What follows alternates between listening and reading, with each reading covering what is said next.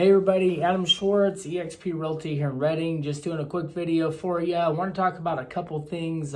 Interest rates being one of the big topics today regarding real estate and home purchases.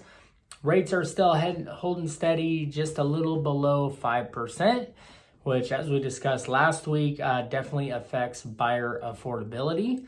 However, we are still seeing a ton of activity in our local market. So even though rates are up, it does make it a little harder for buyers to afford what they would like. However, most of the buyers that are in the market today are serious buyers compared to, say, 2 years ago when rates were really low.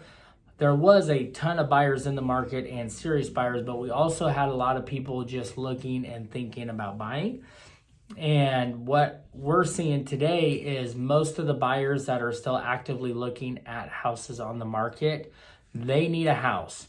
Their landlord is selling, the house isn't big enough, they're relocating, something is causing them to need to buy a house, and so they're very serious. So instead of, say, 15 offers on some houses, now we're only seeing 3 or 4, but they're very serious buyers that need to buy a home. So really good for our local market in that sense that we still have buyers that are looking as far as the sellers are concerned.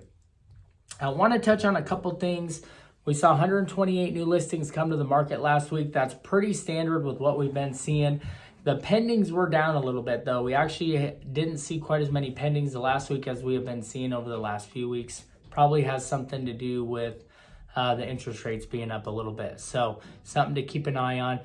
If we still were to draw a circle from Mountain Gate down to Cottonwood and include, out to Centerville and Palisadro Bella Vista, we're looking at only around 240 homes in that Redding kind of, an outskirts area. So, obviously still not a lot of homes out there.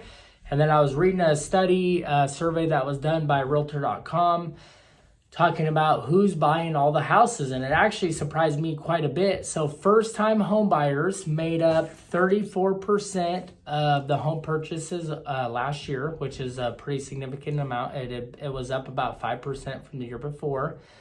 And then millennials made up 43% of the home purchases last year. Now, what they're saying is many of the millennials that were buying homes actually had homes to sell. And so they were selling a home and purchasing a newer home, whether it was the family's bigger or they just had enough equity because of how well the market has done over the last couple of years that they decided, hey, let's get into something that's a little bigger or has a pool or has more property, and took advantage of what's going on in our local market. So if you have any questions at all, feel free to reach out. I really appreciate the referrals. It's been a great week. Had a couple really good referrals from some past clients come in. Super grateful for that. I hope everyone's having a great day, and I'll talk to you soon.